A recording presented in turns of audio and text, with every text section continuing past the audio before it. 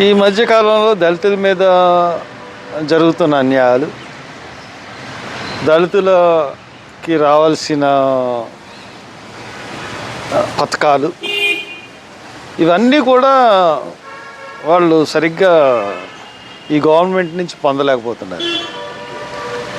అందువల్ల నేను ఈ సింహగర్జన ద్వారా పైగా ఎక్కడ చూసినా కానీ సెకండ్ గ్రేడ్ పౌరులుగా చూడబడుతున్నారు. ఇంక్లూడింగ్ డిప్యూటీ సీఎంలు కూడా చైర్స్ లేకపోవడం, ఎమ్మెల్యేలు మినిస్టర్స్ కూడా కింద కూర్చోవడం, స్టేజ్ మీద మోకాళ్ళతో కూర్చోవడం. వీళ్ళు పార్టీలోన మినిస్టర్స్కి పేపర్ల వరకే కానీ కనీసం ఆ కన్సర్న్ మినిస్టర్ కూడా ఒక ప్రెస్ మీట్ పెట్టి తనకి సంబంధించిన సమీక్షలు కూడా ప్రెస్ మీట్లో చెప్పలేకపోవడం, అన్నీ కూడా వేరే వారితో చెప్పించడం. అంటే ఆత్మాభిమానం చంపుకుని ప్రభుత్వంలో బతుకుతున్న ఈ పరిస్థితుల్లో దళితుల ఆత్మగౌరవం గురించి, దళితుల పథకాల గురించి, దళితుల మీద జరిగిన హత్యాకాండ గురించి ఈ 5 ఏళ్లలో ఇది ప్రజలకు చెప్పాలి, చైతన్యవంతులు చేయాలి, మా ఆత్మాభిమానాన్ని చాటాలి అన్న ఉద్దేశంతో నేను ఇది పెట్టడం జరిగింది. ప్రస్తుతం చూసుకుంటే సార్, మన ఏదైతే జగన్మోహన్ రెడ్డి ప్రభుత్వం పూర్తిగా దళితులకి కేటాయించినటువంటి సుమారు 27-28 పథకాలను రద్దు చేసిందంటారు. ఏంటి అసలు ఆ కార్యక్రమం?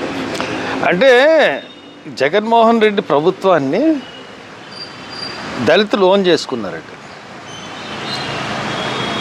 గత ప్రభుత్వం అంటే చంద్రబాబు నాయుడు హయాంలో దళిత స్కీమ్లో అమలు జరిగిన దళిత పథకాలన్నీ అమలైన ఎందుకో జగన్ మీద దళిత జాతికి విపరీతమైన అభిమానం పెంచుకున్నారు.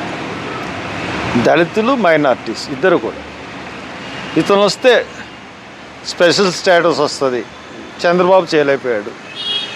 ఇతను వస్తే విశాఖపట్నం స్టీలు, రైల్వే జోను విభజన హామీలు అన్నీ జరుగుతాయి. దాంతోపాటు దళిత పథకాలన్నీ ఇంకా ఎక్కువ అయిపోతాయి. ప్రతి వాడు కూడా చాలా బాగుపడతారు దళితులు అన్న ఉద్దేశం. ప్రతి దళితుడు కూడా ఒక జగన్ అయినట్టుగానే 23 మంది ఎంపీలని ఇచ్చారు. ప్రతి వాడు జగన్ అయినట్టుగా ఫీల్ అయ్యి దళితులు, మైనార్టీలు అందరూ కూడా గంప గుర్తుగా వైఎస్ఆర్సీపీకి ఓట్ చేశారు. ఓట్ చేసిన తర్వాత జగన్మోహన్ రెడ్డి చూసుకునేటప్పటికి, జగన్మోహన్ రెడ్డి గవర్నమెంట్ వచ్చిన తర్వాత దళితుల మీద పగపెట్టిన వాని వలె ప్రవర్తిస్తున్నారు. స్కీమ్స్ అన్నీ తీసేశాడు, 28 స్కీమ్స్ తీసేశాడు.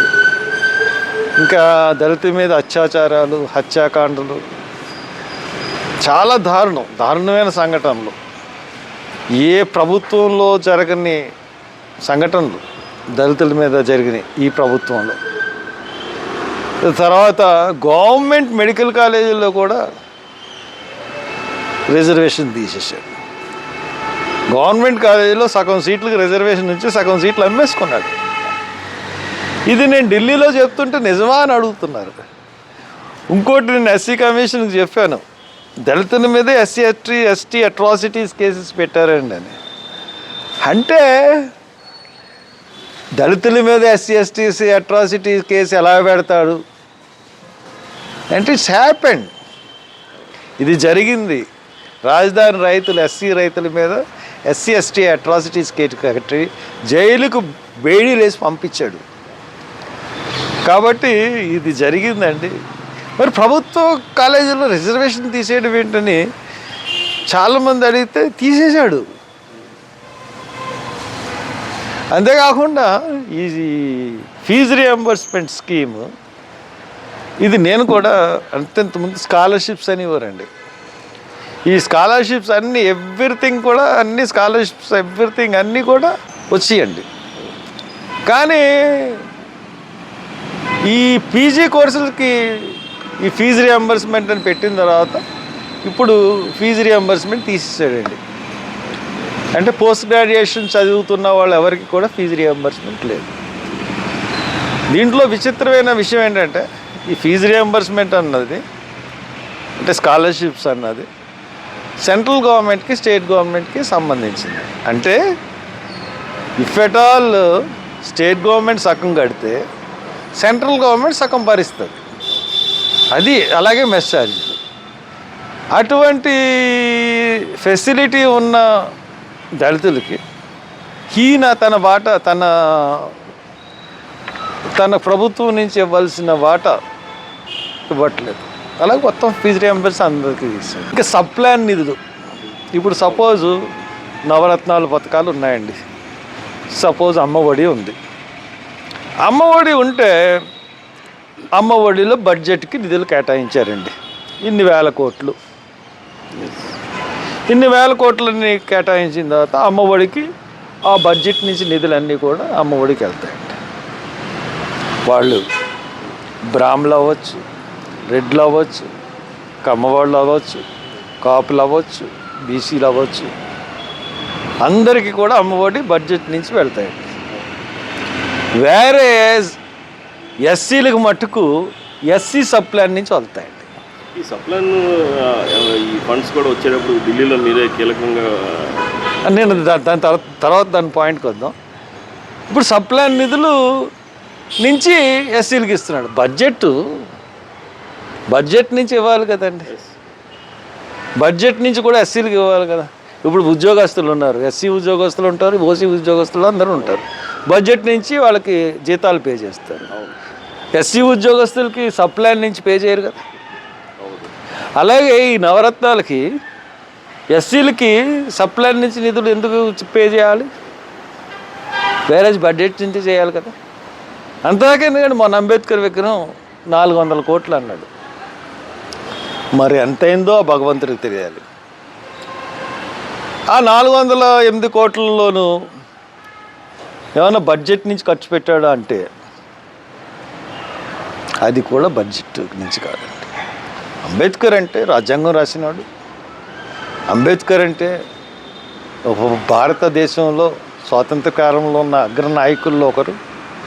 అటువంటి విగ్రహాన్ని కట్టినప్పుడు ఎస్సీ సబ్ ప్లాన్ నిధులు వినియోగించడం కరెక్టా అండి? అంబేద్కర్ అంటే అందరి వాడు, ఎస్సీలకు సంబంధించిన వాడు కాదు కదా. అటువంటి సబ్ ప్లాన్ నిధుల నుంచి కట్టచ్చు. Is it right? SC corporation ఉందండి. చంద్రబాబు నాయుడు హయాంలో ఎన్ఎస్ఎఫ్డిసి అని national schedule caste finance development corporation, NSFDC. దీని నుంచి కొన్ని నిధులు వచ్చాయండి. ఆ నిధులు వస్తే కొంత గవర్నమెంట్ సబ్సిడీ ఇచ్చి కొంత లబ్ధిదారుల నుంచి కలెక్ట్ చేసి వాళ్ళ కార్లు ఇచ్చేవారు. అలాగే ఇన్నోవా కార్లు, లారీలు చాలామంది, వేల మంది తీసుకున్నారండి. ఈ 5 సంవత్సరాల్లో ఈ స్కీమ్ రెట్టింపు అయిపోద్ది, మీ అందరం బాగుపడతాం అనుకుని వైఎస్ఆర్సీపీకి పనిచేసిన దళితులు అందరూ అలా కళ్ళు కాయల్లాగా కాచుకుని చూసారు. ఒక్క కారు కాదు కదా, ఎన్ఎస్ఎఫ్డిసి పథకాన్నే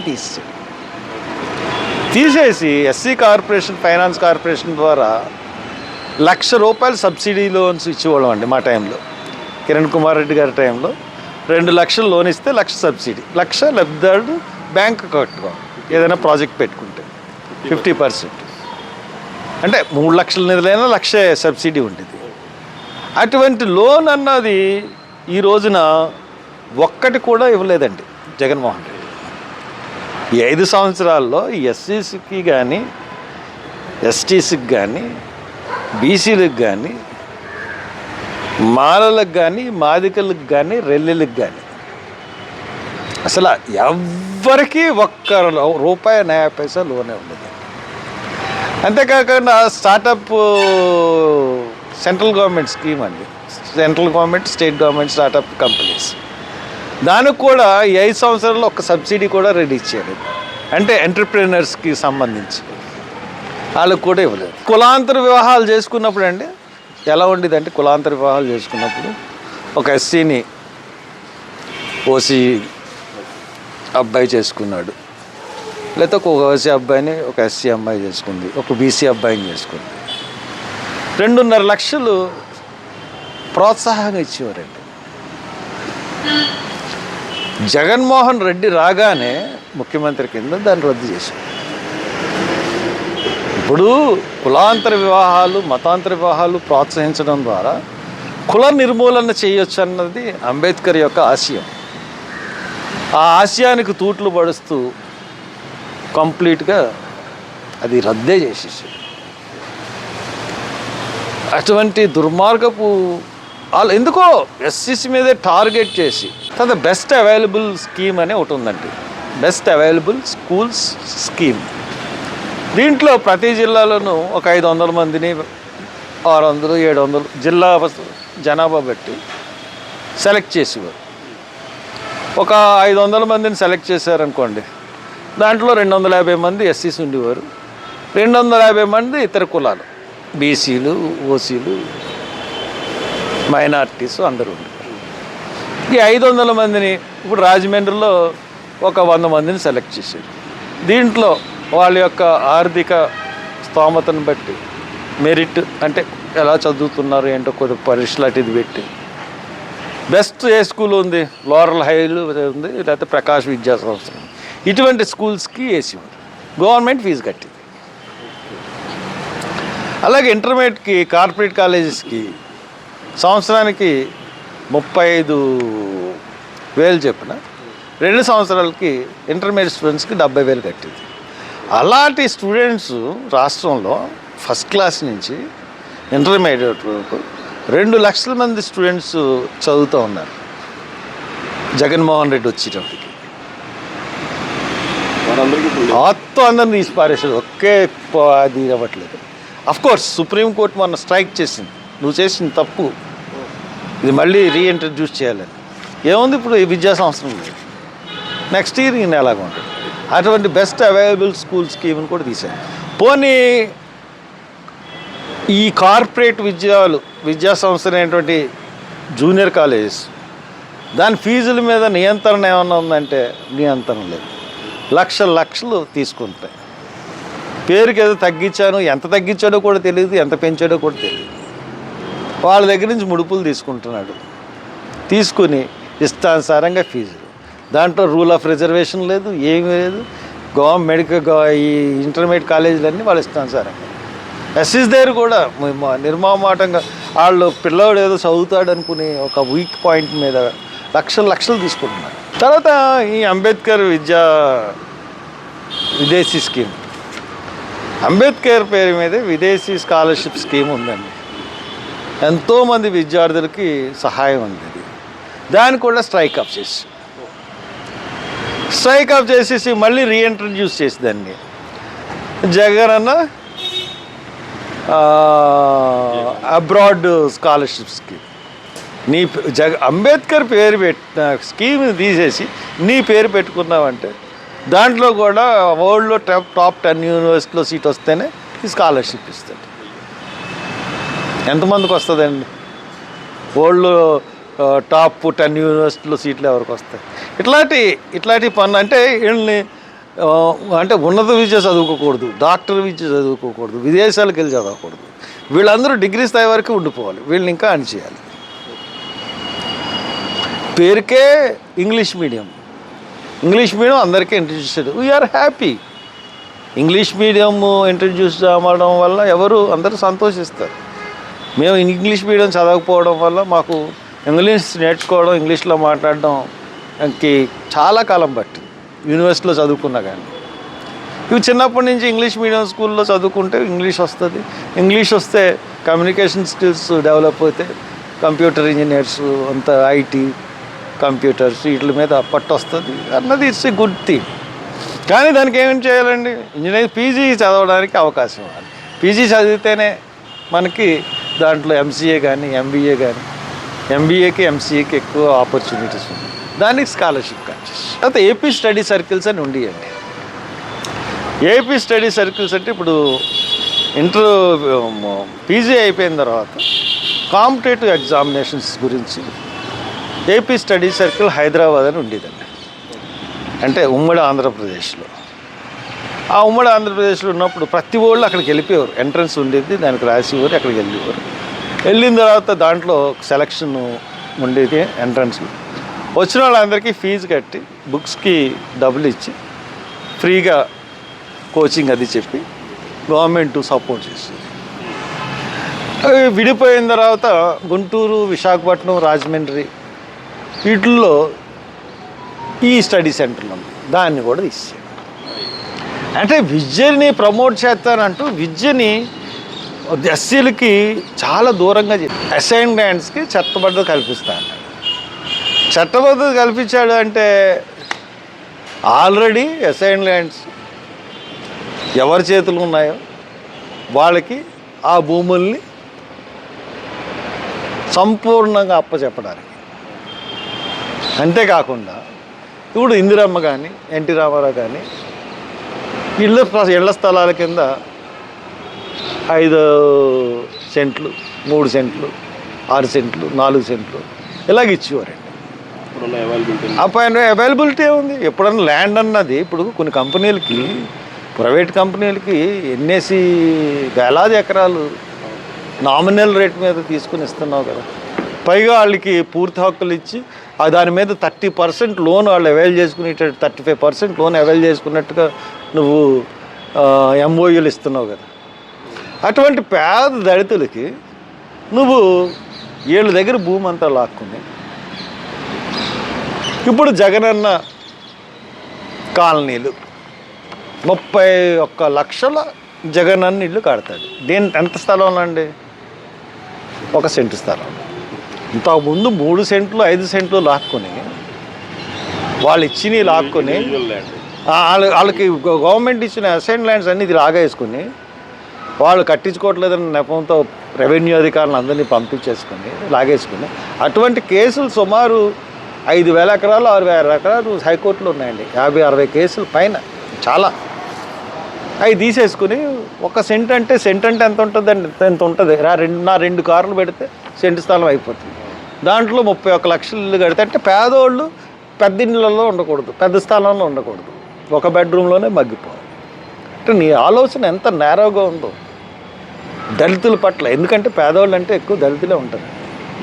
పేదల పట్ల మధ్యతరగతి ఉండండి, ఏ పేదలైనా సరే నీ నేరో మైండెడ్నెస్ ఎంత దారుణంగా ఉందంటే అంతగా. బ్యాక్లాగ్ పోస్టులని ఉంటాయి.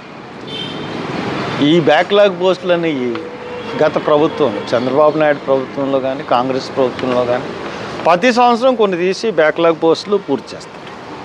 ఇతను గవర్నమెంట్కి వచ్చినంత ఒక్క బ్యాక్లాగ్ పోస్టు తీసి ఫిలప్ చేయడం అన్నది జరగలేదు. ఇట్స్ వెరీ హారిబుల్ అనమాట.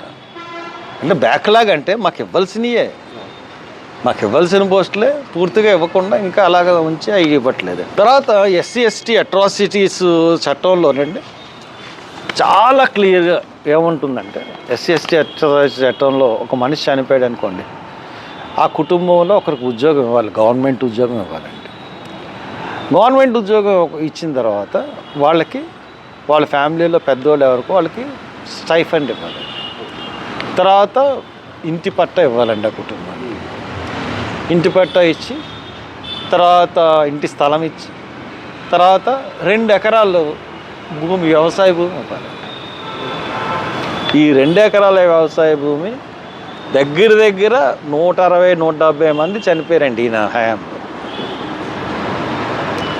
10 మందికి కూడా ఇచ్చి ఇవ్వడం లేదండి. శృంగవృక్షంలో నేను దెబ్బలాడితే ఒక ల్యాండ్ అలాట్ చేశారు, తొండంగి మండలం శృంగవృక్షం చేస్తే ఆ ల్యాండ్ అమ్మాయి స్వాధీనం చేసుకుని వెళ్తే అక్కడ మట్టి తవ్వుకుంటున్నారు.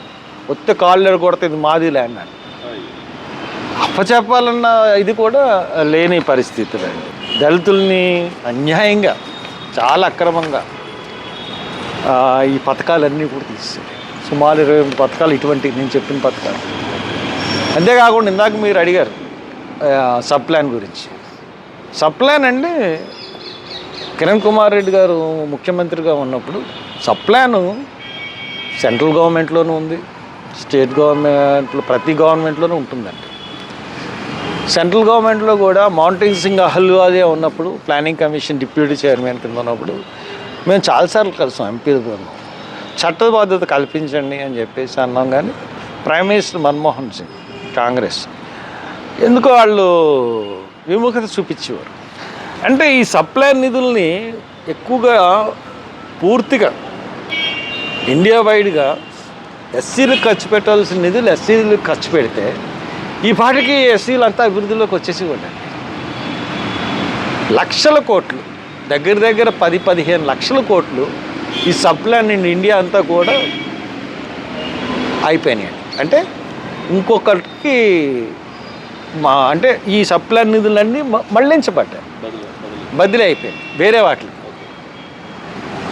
అది ఈ స్టేట్లో కూడా అలాగే జరిగింది. హుస్సేన్ సాగర్కి అభివృద్ధికి, లేకపోతే మూసీ నది ప్రక్షాళనకి, లేకపోతే మంత్రులకి కారులు కొనడానికి రాజశేఖర రెడ్డి గారి హయాంలో ఈ సప్లై నిధులతోనే ఇవన్నీ జరిగినాయండి. అంటే కాంగ్రెస్ గవర్నమెంట్లో కూడా సప్లై నిధులను వేరు ఖర్చు పెట్టారు, తెలుగుదేశం హయాంలోనూ ఖర్చు పెట్టారు. కిరణ్ కుమార్ రెడ్డి వచ్చిన తర్వాత 3rd ఇయర్ 4th ఇయర్లో ఈ సప్లై నిధులను మేము చేయాలంటే నేషనల్ అడ్వైజరీ కమిటీ చైర్మన్ కింద సోనియా గాంధీ ఉన్నారు, యూపీఏ చైర్పర్సన్. ఆ నేషనల్ చైర్పర్సన్ కింద ఉండి దానికి జాయింట్ సెక్రటరీ కింద కొప్పుల రాజు గారు ఉన్నారు. కొప్పుల రాజు గారు ఆవిడకి ఈ విషయాన్ని తీసుకెళ్ళి ఆవిడ అందరు సీఎంలకి కూడా ఈ ఉత్తరాలు రాసింది. దీనికి ఎస్సీ సబ్ ప్లాన్కి చట్టబద్ధత కల్పించండి. అప్పుడు ఎస్సీ కాంపోనెంట్ ప్లాన్ అనేవారు, ఇప్పుడు కూడా సెంట్రల్ గవర్నమెంట్లో కాంపోనెంట్ ప్లాన్. అయితే ఆ లెటర్ ఏం చేశాడంటే కొప్పుల రాజు గారు నాకు ఇచ్చి, మేడం చెప్పిందని ఇవ్వు హర్ష కిరణ్ కుమార్ రెడ్డి గారి దగ్గరికి, నిజంగా మేడం 2-3 ఎంపీలకి తీసి ఇమ్మంది, ఇది ఇచ్చి పంపించమని, నువ్వు దొరికా నువ్వు కొద్దిగా సరే వెళ్తానని చెప్పి నేను కిరణ్ కుమార్ రెడ్డి దగ్గర కూర్చుని ఈ లెటర్ చూపించి, అంటే చాలాసేపు ఆలోచించి సరే చేద్దాంలే హర్ష, సరే వాళ్ళకి చెందాల్సిన నిధులు వాళ్ళకే చెందాలి కదా, ఇది డైవర్ట్ అవుతున్నాయి నా టైంలో కూడా ఆయన అని చెప్పి ఆయన ఇమీడియట్గా డిసిషన్ తీసుకున్నాను. That is my role for supply. అంటే డిసిషన్ తీసుకున్నప్పుడు పక్కన నుండి ఎక్స్ప్లెయిన్ చేసి డిసిషన్, తర్వాత దామోదర రాజనరసింహ కమిటీ వేయడం, వాళ్ళు కొన్ని రూల్స్ ఫ్రేమ్ చేయడం, దాని తర్వాత చట్టబద్ధత రావడం. చట్టబద్ధత వచ్చినప్పుడు తెలుగుదేశం వైఎస్ఆర్సీపీ రెండు కూడా ఎగెనిస్ట్గా ఓట్ చేయడం. ఎగెనిస్ట్గా ఓట్ చేసినా కానీ కిరణ్ కుమార్ రెడ్డి చాకచక్యంగా బిల్లుని నెగ్గించి ఆ రోజు ఉత్కంఠగా కూర్చున్నాం. అటువంటి సప్లాన్ని ఈ రోజున చట్టబద్ధత ఉన్న సప్లాన్ని నిర్వీర్యం చేసేస్తున్నాడు జగన్మోహన్ రెడ్డి. అతి దారుణంగా నిర్వీర్యం చేసేస్తున్నాడు. అది మా బాధ.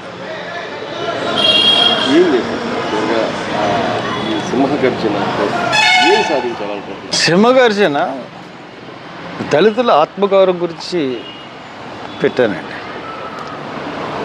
ఎందువల్లంటే ఎలక్షన్లు వచ్చినప్పటికీ దళితులకు పెద్దపేట వస్తున్నాయి. ఇంకో మీకు 4 మంత్రులు ఇచ్చాం, 5 మంత్రులు ఇచ్చాం, 6 మంత్రులు ఇచ్చాం, ఉప ముఖ్యమంత్రి ఇచ్చాం.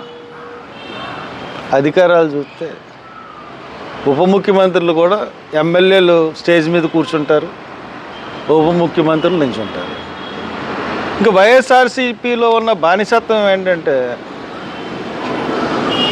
స్టేజ్ మీద ఆయన ఒక్కడే కూర్చుంటాడు జగన్మోహన్ రెడ్డి. ఏ పొలిటికల్ పార్టీని నేను చూడలేదు,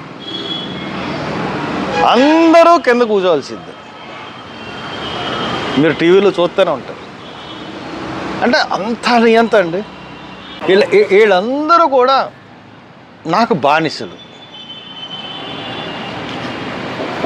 అన్న తత్వం ఉంది. ఈ రోజున మనం పోతలపట్టు నియోజకవర్గంలో చూసుకుంటే ఇంతకుముందు సునీల్ కుమార్ అతను ఆ గేటు దగ్గర ఏది లోటస్ పాండ్ దగ్గర పొద్దున్నుంచి సాయంత్రం వరకు అతను నెగ్గిన ఎమ్మెల్యే కూర్చుని జగన్ ఇంటర్వ్యూ గురించి కూర్చుని ఆత్మహత్య కూడా చేసుకోలేదు. అయినా అతనికి ఇంటర్వ్యూ ఇవ్వలేదు, అతను ఇచ్చేది. ఇప్పుడు అదే ప్లేస్లో ఇంకొక ఎమ్మెల్యే నెగ్గితే అతనికి సీట్ తీసేసి అతనికి కూడా ఇంటర్వ్యూ లేకుండా దారుణమైన అవమానపాలు చేస్తున్నారు. అరే అక్కడ నియోజకవర్గాల పేర్లు గమ్ముని నేను చెప్పలేను. సంతనూతలపాడులో అతను సుధాకర్ బాబు, అతన్ని ఎందుకు తీసాడో తెలియదు. అక్కడికేమో నాగార్జున పంపించాడు. ఇక్కడ కొవ్వూరులోనేమో తానేటువంటి హోమ్ మినిస్టర్ తీసుకెళ్ళి గోపాలపురం అని ఇక్కడ కొంతమందిని ఆ చిట్టుబాబు పాపం బాగానే చేసుకో, ఆ చిట్టుబాబుని తీసేసాడు. అయితే ఉప ముఖ్యమంత్రి అతను తీసేసి ఎంపీకి వెళ్ళమన్నాడు. అక్కడ రెడ్డప్పని తీసేసాడు. అసలు అతను అంటే ఈ ట్రాన్స్ఫర్లు అంటే రాజకీయాల్లో కాన్స్టిట్యున్సీ ట్రాన్స్ఫర్లు ఏంటో అన్నది అర్థం అవ్వలేదు. దళితుల్ని అయితే మటుకు మ్యాక్సిమం ఆర్థర్ అని చెప్పేసి అక్కడ రాయలసీమలోనండి బైరెడ్డి సిద్ధార్థరెడ్డికి అతనికి గొడవ. అతనికంటే టికెట్ ఇస్తారంట, ఎమ్మెల్యే అధికారంలో ఉండవంట. అసలు ఏమన్నా నాకు అర్థం ఉందండి. అతను చూసుకుంటాడు, ఇతను ఎందుకు ఉన్నది. ఇంకపోతే వీళ్ళు సామాజిక సాధికారత యాత్రలు చేశారు, బస్సు యాత్రలు. దాంట్లో ఒక బస్సు యాత్రలో ఎమ్మెల్సీ ఆయన ఎవరు, డొక్కా మాణిక్యవరప్రసాద్. నాకు ఒక్కసారి సీఎం గారి అపాయింట్మెంట్ కావాలి అంటే ఎంత ఆత్మాభిమానం చంపుకుని బతుకుతున్నారో చూసారా. వీళ్ళందరికీ ఆత్మగౌరవం కలిగించడానికే ఈ దళిత సింహదర్శనం. వాళ్ళ ఆత్మాభిమానం చేయాలి, ఆత్మగౌరవాన్ని దళితుల జాతి నిలబెట్టాలి. ఎందుకంటే ఎంతోమంది డాక్టర్ సుధాకర్ మాస్కులు అడిగాడని చెప్పేసి అతను పిచ్చోడి కింద రోడ్డు మీద పెట్టి బట్టలు ఇప్పేసి చేతులు వెనక్కి కట్టి నడి రోడ్డు మీద అడ్డంగా పడుకోబెట్టిన సంఘటన మనం చూసాం. చీరాల్లో కిరణ్ కుమార్కి మాస్క్ పెట్టుకోలేదని తీసుకెళ్ళి దారుణంగా కొట్టి లాకప్ డెత్ చేసి కారులోంచి దూకేసి ఆత్మహత్య చేసుకున్నాడు, చూసేస్తే చచ్చిపోయాడని చెప్పేసి ప్లేస్ క్లోజ్ చేసేది. ఇకపోతే స్నేహలత అనే అమ్మాయి, రౌడీలు నన్ను వేధిస్తున్నారంటే స్టేట్ హాకీ ప్లేయర్ అండి అనంతపురంలో. అమ్మాయిని అసలు పట్టించుకోకుండా చంపి వరకు తీసుకొచ్చింది, చంపేశారు అమ్మాయి. ఇకపోతే శిరోమండం ఈ ప్రసాద్ మా జిల్లా, ఆ పిల్లోడిని ఇసుక లారీలు ఆపినందుకు రాష్ట్రపతి వరకు వెళ్ళినా ఇప్పటి వరకు న్యాయం జరగలేదు. ఒక గర్ల్ని, ఒక అమ్మాయిని 10 మంది కలిసి మానభంగం చేసి ఆ అమ్మాయిని అత్యాచారం చేసి ఆ అమ్మాయిని పోలీస్ స్టేషన్ ఎదురకుండా తోసిపోయారు. పోలీసులు కూడా మీ అమ్మ మిస్సింగ్ కంప్లైంట్ ఇచ్చింది, ఎక్కడికి పోయామని చెప్పారండి, డబ్బులేసి పంపించారు. కానీ మళ్ళీ మేము వెళ్ళి అడిగి ఇలా జరిగిందని చెప్తే కానీ కేసు కట్టలేదు. కరోనా టైం అండి, బయటకు రావడానికి పైకి. అంటే ఇటువంటి సంఘటనలు మనం 2 మామిడికాయలు దొంగతనం చేశాడని చెప్పేసి బక్కసిరిని వెనకాల కర్రలు చొప్పించి కళ్ళు పీకి అతను తీసుకొచ్చి పంచాయతీలో ఉరి తీస్తే ఈ రోజు వరకు దోషులకి శిక్ష పడలేదండి. అంటే ఎంత గొప్పగా గవర్నమెంట్ నడుపుతున్నాడు చూడండి. అంటే ప్రాసిక్యూషన్ ఇవన్నీ ఏమి లేవు. తర్వాత కోడికత్తి సీను ఎప్పుడు 5 సంవత్సరాలు అయిపోయిందండి. ఆ కోడికత్తి సీనుకి 5 సంవత్సరాలు అతను గీసింది ఎంత. పోనీ అక్కడ అసలు 307 వేయాలంటే గ్రీవియస్ ఇంజురీస్ ఉంటే కట్టాలి. 307 కట్టారు. కడితే ఎంతకాలానికి రావాలంటే 45 రోజులు 60 రోజులు.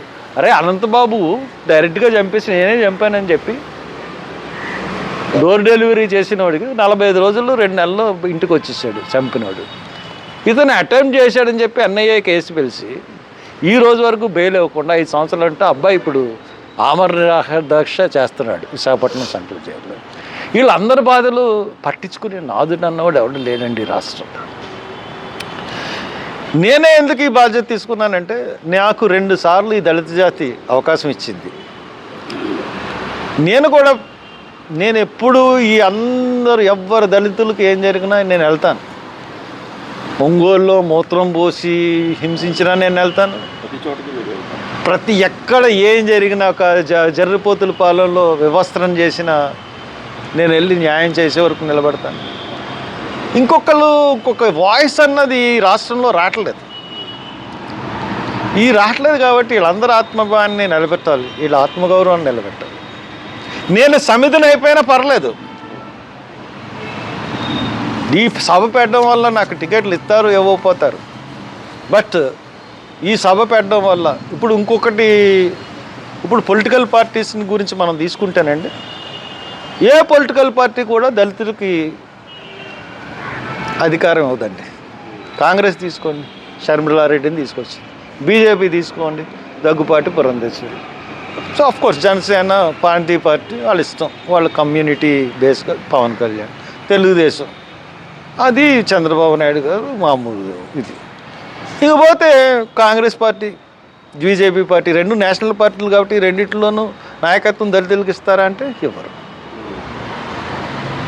కాబట్టి ఈ పరిస్థితుల్లో అరే మమ్మల్ని ఇంకా ఓట్ల కింద చూడకండి, ఈ సమాజానికి కానీ లేకపోతే ఈ ప్రభుత్వాలకు కానీ కేంద్ర ప్రభుత్వాలకు కానీ మమ్మల్ని మనుషుల్లా చూడండి, మేము కూడా మనుషులనే, మాకు ఆత్మగౌరవం ఉంది, మేము ఓట్లేసే అంతరాలం కాదు, పరిపాలించే నాయకులం కూడా, ఆ సత్తా మా దగ్గర ఉంది అని చూపించడానికే ఈ దళిత సింహగర్జన.